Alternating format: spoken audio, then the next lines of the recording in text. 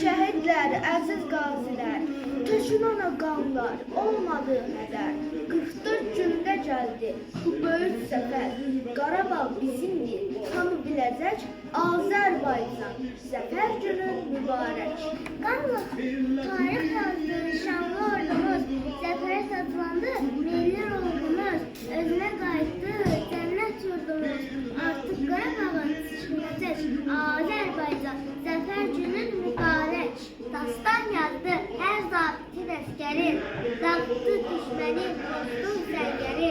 Qarşında eşikdir mənfur düşmənin, hər zaman qarşıda tir-tir əsəcək. Azərbaycan, zəfər günün mübarək. Minlərlə şəhidlər, bunca qazilər, nə də gördüyümüz o faciələr, nə qədər üstündən keçsə də illər, heç vaxt yaddaşlardan silinməyəcək.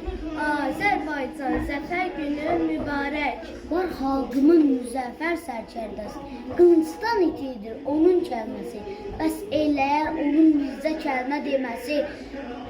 Demir yumruq yenidən birləşəcək, Azərbaycan, zəfər günü mübarək.